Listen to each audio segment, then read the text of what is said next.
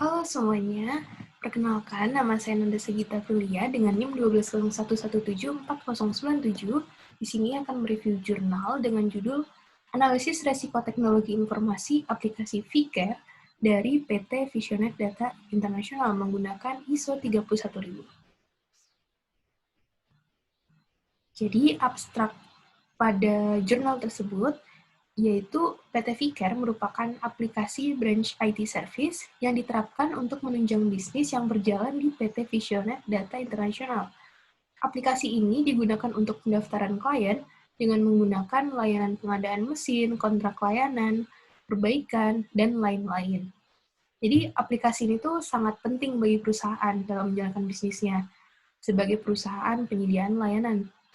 Agar aplikasi ini dapat berjalan secara optimal, pasti diperlukan sebuah analisa resiko untuk mendokumentasikan berbagai macam kemungkinan resiko yang ada di sekitar aplikasi VCare. Serta perlakuan resiko juga diperlukan untuk meminimalisir kemungkinan-kemungkinan resiko yang akan muncul. Jadi ISO 31000 itu apa sih? ISO itu panjangannya International Organization for Standardization.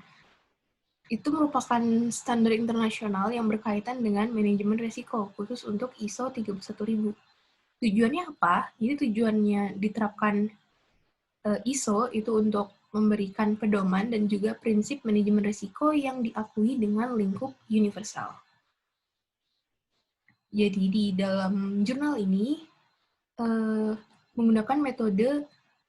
menggunakan ISO 31000. Nah, itu stepnya risk assessment, kemudian ada risk treatment. Risk assessment itu apa? Risk assessment itu proses menentukan potensi resiko yang mempengaruhi perusahaan untuk tujuannya.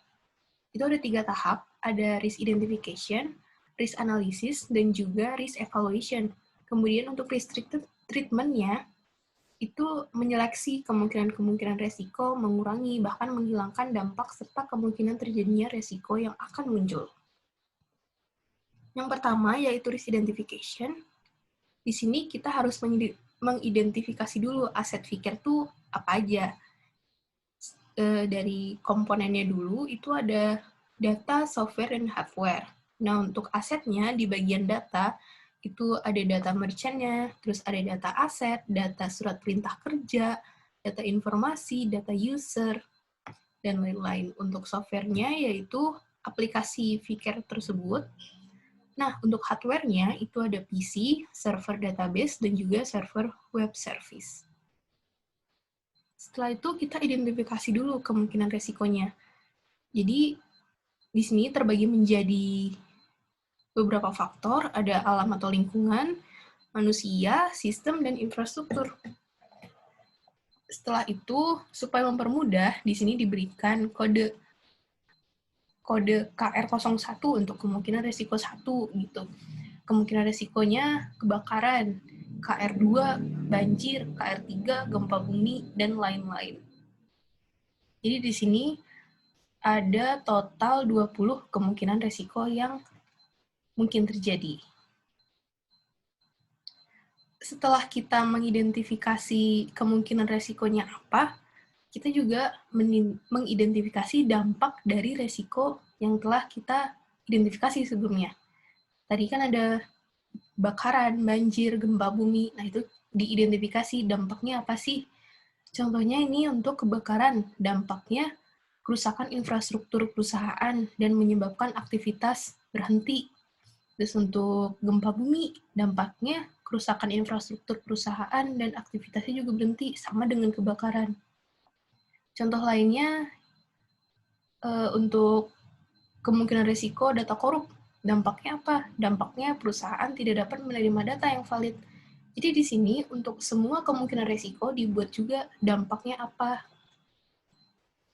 Kemudian dilakukan risk analysis. Risk analysis ini kita buat dulu kriteria likelihood-nya. Di kriteria likelihood itu ada nilai, kriteria, deskripsi, dan frekuensi dari kejadian. Kayak dalam rentang waktu tertentu itu terjadinya kapan, berapa kali gitu. Misalkan, di sini tuh ada 5 kriteria. ada rare, unlikely, possible, likely, dan certain. Nah, misalkan pada posisi possible, resiko tersebut kadang terjadi dalam rentang waktu antara 7 sampai 12 bulan. Kemudian kita buat kriteria impact. Di sini ada 5 kriteria impact, ada insignificant, minor, moderate, major, dan catastrophic. Setelah itu, kita dari kemungkinan resiko yang sudah kita identifikasi sebelumnya, kita buat nih score likelihood dan score impact-nya. Cara membuatnya itu, misalkan untuk kemungkinan resiko gempa bumi. Di sini skornya 3. Maksudnya gimana sih? Untuk likelihood, dia dengan nilai 3, artinya dia possible. Nah, jadi untuk gempa bumi itu ada kemungkinan terjadi, kadang terjadi dalam rentang waktu 7 hingga 12 bulan. Gitu. Nah, kemudian untuk impact-nya dari gempa bumi itu skornya 5. Kalau impact dengan skor 5, itu kriterianya masuk katastrofik. Artinya, dengan kejadian resiko tersebut, membuat aktivitas perusahaan berhenti karena proses bisnis mengalami gangguan total. Jadi dengan semua kemungkinan resiko yang ada, dibuat skor likelihood dan juga skor impact-nya. Setelah kita mendapatkan semua skornya, kemudian kita melakukan risk evaluation. Nah, di sini pertama kita buat dulu nih matriks evaluasi resiko dengan kriteria likelihood sebanyak 5 dan impact-nya juga ada 5, dibuat matriks yang high, medium, dan juga low-nya. Setelah itu, kita kalikan nilai dari likelihood dan impact ini. Contohnya untuk yang gempa bumi, KR03. Likelihood-nya 3, impact-nya 5. Untuk skor resikonya berarti tinggal dikalikan aja, berarti ada 15, 3 dikali 5. Nah, untuk di sini bisa kita lihat dia masuk kategori high, karena dia skornya sebesar 15. 5 dan 3. Jadi untuk semua kriteria risiko yang sudah kita jabarkan atau sudah diidentifikasi, dimasukkan ke dalam matriks evaluasi ini untuk mempermudah menentukan levelnya. Nah, ini setelah kita buat dari yang matriks, nah dibuat dari level resiko, diurutkan berdasarkan level resikonya. Nah, di sini dengan contoh kode KR3 ataupun gempa bumi, skor likelihood-nya 3, skor impact-nya 5, dengan risk level-nya high. Begitu juga dengan kemungkinan risiko yang lain dibuat risk level-nya, atau level resikonya. Selanjutnya dilakukan risk treatment. Jadi risk treatment ini tindakan risiko apa yang bisa dilakukan jika terjadi kemungkinan risiko itu. Misalkan untuk KR10 atau kemungkinan risiko server down. Nah, di sini kita dapat skornya ataupun risk level-nya itu high. Jadi tindakan apa yang bisa dapat kita lakukan jika terjadinya server down? Kita bisa melakukan pengecekan berkala dalam 1 hari terhadap database vCare dan database utama milik perusahaan.